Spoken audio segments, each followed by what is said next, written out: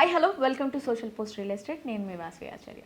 So అసలు real estate మార్కెట్లో ఏం జరుగుతుంది అని సంజయ్ నాయక్ గారు ఎప్పుడు మనకు అప్డేట్స్ ఇస్తూనే ఉంటారు. అండ్ నేను కూడా సార్ని క్వశ్చన్స్ అడుగుతూనే ఉంటాను. కానీ రియల్ ఎస్టేట్లో ఎంత అడిగినా ఎంత ఆన్సర్ చేసినా సరే ఏదో ఒక సబ్జెక్ట్ గురించి బ్యాలెన్స్ ఉంటూనే ఉంటుంది.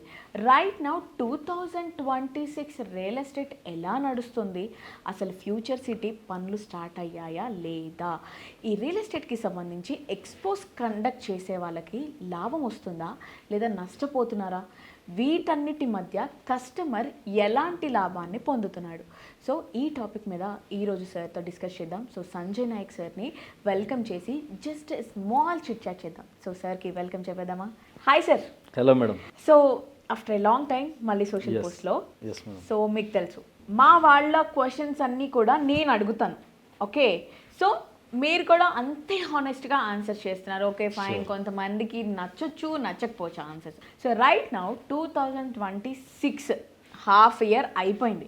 ఇంకొక హాఫ్ ఇయర్లో మా వాళ్ళందరినీ మిలీనియర్స్ బిలీనియర్స్ చేసేసే ఐడియాస్ మీ దగ్గర ఏమున్నాయి చెప్పండి. బిలీనియర్ అవ్వాలంటే ఫస్ట్ ఇంపార్టెంట్ థింగ్ ఏంటంటే ఒక డెసిజన్ తీసుకోవాలి. ఓకే, ఆ డెసిజన్కి first investment option real estate. మీరు అన్నట్టుగా లాస్ట్ 6 monthsలో తీసుకుంటే రియల్ ఎస్టేట్ మార్కెట్ అనేది స్లోగా పికప్ అవుతూనే వచ్చింది. అంటే 25లో ఉన్న టాక్కి 26లో ఉన్న టాక్కి చేంజ్ అయిపోయింది. అంటే జనాలు కూడా విసిగిపోయారు, ఇంకా మార్కెట్ పడిపోయింది, ఈ మార్కెట్ దొర్లుతుంది, లేస్తుంది, కింద పడింది, నడుస్తుంది, ఇవన్నీ విని అలసిపోయారు అనమాట. So people are getting realising now at least ఇప్పుడని ఇన్వెస్ట్మెంట్ చేద్దాం. ఎందుకంటే రోజుకి ఫ్యూల్ కాస్ట్ పెరుగుతుంది, రోజుకి మెటీరియల్ కాస్ట్ పెరుగుతుంది, లేబర్ కాస్ట్ పెరుగుతుంది, ప్రతిదీ పెరుగుతుంది. So one thing is confirm, ఇక్కడ నుంచి పెరుగుతాయి కానీ తగ్గడం అనేది ఉండదు. సో ఇది కన్ఫర్మ్ అయిపోయింది అందరికీ. అందుకనే సేఫ్ ఇన్వెస్ట్మెంట్ ఆప్షన్ ఎక్కడున్నాయంటే real estate is the best option. ఎందుకు రియల్ ఎస్టేట్ బెస్ట్ అంటే, ఇప్పుడు నేను షేర్ మార్కెట్లోనో స్టాక్ మార్కెట్లోనో ఇన్వెస్ట్మెంట్ చేయాలంటే నాకు లంబా చోడా లెక్కలు తెలవాలి, క్యాలిక్యులేషన్ తెలవాలి, పారామీటర్లు తెలవాలి. ఇంకోటి రీసెంట్గా నేను తెలుసుకునేది ఏంటంటే, షేర్ మార్కెట్లలో స్టాక్ మార్కెట్లలో ఇన్వెస్ట్మెంట్ చేసే రేషియో మన ఇండియాలో తీసుకుంటే 10-20% కన్నా ఎక్కువ కూడా ఉండదు. ఎందుకు అంటే దానికి హైలీ నాలెడ్జ్ ఉండాలి, హైలీ స్కిల్స్ ఉండాలి, అండ్ అది ఆపరేటింగ్ అనేది మన చేతిలో ఉండదు, మార్కెట్ కండిషన్ మన చేతిలో ఉండదు. సో అక్కడ ఉంటుంది. నెక్స్ట్ వచ్చేసి గోల్డ్ అంటారా, ప్రధానమంత్రి గారు ఏమన్నారు, గోల్డ్ కొనకండి కొన్ని రోజులు అని చెప్పడంతో గోల్డ్ మీద కన్నా కూడా సేఫ్ ఇన్వెస్ట్మెంట్ ఆప్షన్ ఎక్కడుంది అంటే రియల్ ఎస్టేట్.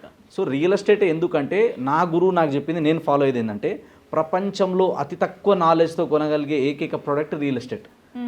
మీరు చిన్న పిల్లల దగ్గర నుంచి పండు ముసలి వాళ్ళ దగ్గర వరకు, పెద్దవాళ్ళ దగ్గర వరకు ఎవరిని అడిగినా, బిడ్డ 4 రూపాయలు ఉంటే 4 ప్లాట్లు, 4 హద్దురాలు ఉన్న ఒక ప్లాట్ కొనుక్కో బిడ్డ, ఓ జాగా కొనుక్కో బిడ్డ అంటారు. సో భూమిని నమ్ముకున్న వాళ్ళు ఎప్పుడు కూడా చెడిపోరు. భూమిని నమ్ముకుంటే అది ఈరోజు కాకపోతే రేపు పెరుగుతుంది. సో రియల్ ఎస్టేట్ అనేది గతంతో పోల్చుకుంటే మార్కెట్ అనేది బాగుంది. అండ్ లాస్ట్ మంత్ నుంచి తెలంగాణ గవర్నమెంట్ ల్యాండ్ వాల్యూస్ పెంచింది. దీని ఎఫెక్ట్తో కూడా మార్కెట్లో కొంచెం చలనం వచ్చింది. ఇంకా చెప్పే వాళ్ళు కొందరు చెప్తూనే ఉంటారు, రియల్ ఎస్టేట్ పడిపోయింది, మార్కెట్ లేదు, ఏజెంట్లు అమ్ముకొని ఇక మస్తు చెప్తారంటారు. మేము ఎన్ని చెప్పినా రియాలిటీ అనేది వేరు. సో రియాలిటీలో అయితే రిజిస్ట్రేషన్ జరుగుతున్నాయి. నేను పర్సనల్గా లాస్ట్ 2-3 months నుంచి ఎన్ని సైట్ విజిట్ చేస్తున్నా, ఎన్ని క్లోజింగ్స్ చేస్తున్నా, ఎన్ని కాల్స్ వస్తున్నాయి ఐ నో. సో మా దగ్గర డాటా మొత్తం చిట్టా ఉంది. సో మార్కెట్ అనేది పికప్ అయింది. అండ్ ఇంకోటి ఏంటంటే, మనం ఒక రైట్ లొకేషన్ని గుర్తించి రైట్ ప్రైస్లో రైట్ పర్సన్ త్రూ ఇన్వెస్ట్మెంట్ చేస్తే మార్కెట్తో మనకు సంబంధం లేదు. ఆ ఏరియాకి పొటెన్షియల్ ఉంటే ఈరోజు ఇన్వెస్ట్మెంట్ చేసి పెట్టుకుంటే నెక్స్ట్ 5-10 yearsకి రిటర్న్స్ వస్తాయి. కానీ కొందరు ఏమనుకుంటారు అంటే, ఇన్వెస్ట్మెంట్ అనగానే ఇదిలో లాటరీలాగా చూస్తారు. ఇవాళ పెడతారు, రేపు పొద్దున్నే డబల్ అయిపోవాలి, ఇవాళ ₹1,00,00,000 ఇన్వెస్ట్మెంట్ చేస్తా, 3 ఏళ్ళకి నాకు 2 కోట్లు వస్తాయా, 5 కోట్లు వస్తాయా. సో ఈ గ్రీడీనెస్తో పోయే వాళ్ళే లాస్ అవుతారు. సో ఒక 5-10 years మినిమం వెయిటింగ్ పీరియడ్ అనుకుంటే రియల్ ఎస్టేట్లో ఇన్వెస్ట్మెంట్ చేయడానికి this is the best time. Sir ఇంకొక క్వశ్చన్ నేను అడుగుతాను. ఇందాక అన్నాను మా వాళ్ళు మిలీనియర్స్ అయిపోవాలి, బిలీనియర్స్ అయిపోవాలని. సో వాళ్ళనే తీసుకుందాం మనం. ఎందుకు అసలు దేంట్లో కూడా ఇన్వెస్ట్ చేయనంత వాళ్ళు కూడా రియల్ ఎస్టేట్లో చేస్తూ ఉంటారు. ఇప్పుడు ఎవరినైనా టచ్ చేసామో అనుకోండి, వాళ్ళ అసెట్స్ అన్నీ కూడా రియల్ ఎస్టేట్ రూపంలో ఉంటాయి, ల్యాండ్స్ రూపంలో ఉంటాయి. కానీ ఇంకొక థింగ్ ఉంది సార్, ఇక్కడ వాళ్ళు ఇన్వెస్ట్మెంట్ ఫ్లాట్లోనో, విల్లా మీదనో, అంటే హై రైజ్ అపార్ట్మెంట్స్లోనో వీటిలో ఉండవు. కేవలం ప్లెయిన్ ల్యాండ్స్ మీదనే ఇన్వెస్ట్ చేస్తారు. మీరు ఇందాక అన్నట్టు 5-10 years అలా మనది కాదు అనుకొని వదిలేస్తేనే రియల్ ఎస్టేట్ ఉంటుంది మేడం అని చెప్పేసి, అసలు ఇందులో ఉన్న ఆ లొసుకులు ఏంటి అంటారు? బిలీనియర్స్ మిలీనియర్స్ కూడా ల్యాండ్స్ వైపే ఎందుకు చూస్తున్నారంటారు? ఇది ఒక హార్డ్స్ రియాలిటీ, తట్టుకోవాలి దీన్ని విని. ఫ్యూచర్లో బిగ్గెస్ట్ మార్కెట్ ఏమవుతుందంటే ఫుడ్ బిజినెస్ అవుతుంది, అగ్రికల్చర్ అవుతుంది. ఓకే. సో రాను రాను ఏమవుతుందంటే మైగ్రేషన్ పెరుగుతుంది, పాపులేషన్ పెరుగుతుంది. పాపులేషన్కి తగ్గట్టు మన దగ్గర అంత ప్రొడక్టివ్గా సప్లై అవ్వట్లేదు ఫుడ్. అందుకే ఆర్గానిక్ అని ఒక పేరు పెట్టేసి దానికి ఇంకా ₹2 ఎక్కువ పెట్టి అమ్ముతున్నారు. సో రాను రాను ఏమైపోతుందంటే జనాలు పెరిగే కొద్దీ ఫర్టిలైజర్స్ ఎక్కువ వాడుతున్నారు, ల్యాండ్కి ఆ కల్టివేషన్ పవర్ అనేది రోజు రోజు తగ్గుతూ వస్తుంది. సో అందుకని చెప్పేసి మిలీనియర్స్ బిలీనియర్స్ ఇప్పుడు అందరూ గతం నుంచి చరిత్రలో కూడా చూడండి, నేను ఒక వీడియోలో మాట్లాడినా అది కొన్ని మిలియన్స్లో రీచ్ పోయింది.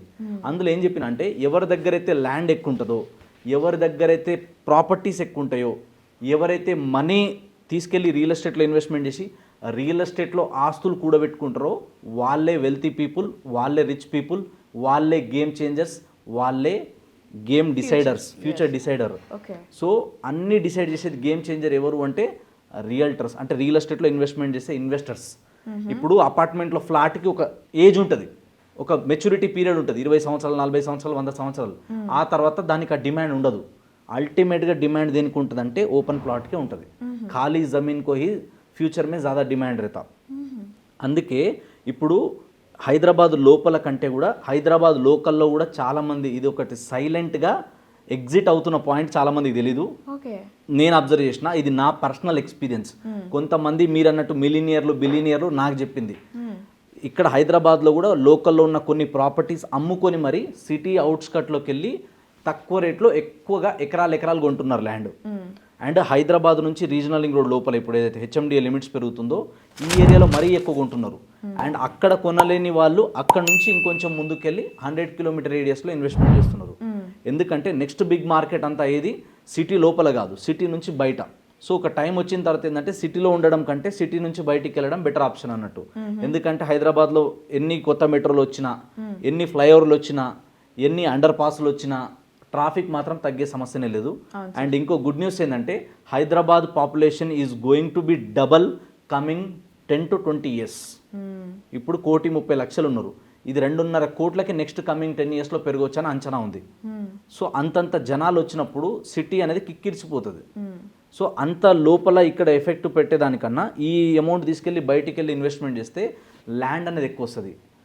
సో ఫ్యూచర్లో ఏమవుతుందంటే అగ్రికల్చర్ ల్యాండ్కి హైయెస్ట్ డిమాండ్ ఉంటుంది. మీరు ఒకటి ఆల్రెడీ రియల్ ఎస్టేట్లో మీరు వీడియోలు చేస్తున్నారు, మీరు చాలా ప్రమోషన్స్ చేస్తున్నారు, మీకు బాగా తెలుసు. ఏ హెచ్ఎండిఏ వెంచర్ అయినా తీసుకోండి మీరు, ఇలా హైదరాబాద్ నుంచి నడిఒడ్డు నుంచి రీజనల్ రింగ్ రోడ్ లోపల హెచ్ఎండిఏ అంటే 15,000 కన్నా తక్కువ గజం దొరకదు. HMDA approved layout. కానీ just 3-4 years back HMDA layout 7,000లో కూడా దొరికేటివి, 6,000లో కూడా దొరికేటివి, కానీ ఇలా దొరకలేవు. రీజన్ ఏంటి అంటే ల్యాండ్ వాల్యూస్ పెరుగుతున్నాయి, అప్రూవల్ కాస్ట్ పెరుగుతుంది, డెవలప్మెంట్ కాస్ట్ పెరుగుతుంది. వాళ్ళు పెట్టిన పెట్టుబడికి వాళ్ళకి రిటర్న్ రావాలి, సేఫ్గా మార్కెట్లో సర్వైవ్ అవ్వాలంటే మినిమం ఆ ప్రైస్ పెడితే కానీ ఎవరు మార్కెట్లో రావట్లేదు. సో నెక్స్ట్ డిమాండ్ అంతా కూడా నేను మళ్ళీ చెప్తున్నా, మీ దగ్గర డబ్బులు ఉంటే, మళ్ళీ ఒక మాట చెప్తున్నా, ఇది కొంచెం దీని మీద నెగిటివ్ కామెంట్ వస్తాయని తెలిసి మరి చెప్తున్నా, అవసరమైతే మీ దగ్గర ఉన్న గోల్డ్ అమ్మాయిసైనా సరే, అవసరమైతే మీ చిట్టీల అమౌంట్ తీసుకెళ్ళినైనా సరే, వీలైతే ప్రాపర్టీలు కొని పెట్టుకోండి. ఒక ప్రాపర్టీ కొన్నా, ఒక మంచి పని చేసినా నా ఫీలింగ్ లైఫ్ టైం ఉండిపోతుంది.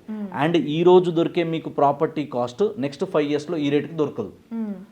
రోజు ప్రాపర్టీ వాల్యూస్ పెరుగుతున్నాయి, రోజుకి మార్కెట్ వాల్యూస్ చేంజ్ అవుతున్నాయి. ఎందుకు చేంజ్ అవుతున్నాయి?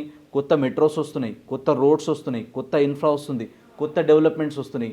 అండ్ జనాలు సిటీ లోపల ఇక్కడ ఇన్వెస్ట్మెంట్ చేయడం కంటే ఇక్కడ ROI వచ్చేదానికన్నా సిటీ అవుట్స్కట్లోకి వెళ్ళి, నేను చాలాసార్లు ఎగ్జాంపుల్ చెప్తా, మీ ఇంట్లో ఒక కుక్క పిల్లని తెచ్చుకోవాలంటే చిన్న బేబీని తెచ్చుకోవాలి, అదే పెద్దగా అవుతుంది. చిన్న మొక్కను తెచ్చి పెంచుకోవాలి, అదే పెద్ద వృక్షం అవుతుంది. రియల్ ఎస్టేట్లో కూడా ఇదే సూత్రం వర్తిస్తుంది. డబ్బులు తక్కువ ఉన్నాయంటే తక్కువ ఉన్నాయి కదా అని చెప్పి మనం ఆగిపోవద్దు. ఈ తక్కువలో కూడా ఎక్కువగా మంచి ప్లాట్లు ఎక్కడ కొనగలుగుతాం, ఎక్కడ అగ్రి ల్యాండ్స్ కొనగలుగుతామో చూడాలి. మినిమం మీరు ఒక 60 నుంచి 70 లక్షలు మినిమం పెట్టగలుగుతాం అనుకుంటే go for agri lands, agriculture lands కొనండి. అంత బడ్జెట్ నా దగ్గర లేదు అనుకుంటే 5 లక్షల నుంచి మొదలు పెడితే 50 లక్షలు 60 లక్షల వరకు ఓపెన్ ప్లాట్స్ ఉన్నాయి. హెచ్ఎండిఏ కావచ్చు, డిటిసిపి కావచ్చు, అందులో కొనండి. ఎక్కడున్నాయి? సో అలాంటి లేఅవుట్స్ అయితే సిటీ సరౌండింగ్ చాలా హైవేస్ ఉన్నాయి. అందులో one of the best highway అంటే బెంగళూరు హైవే ఉంది, ఇటు ఎయిర్పోర్ట్కి నియర్ బై.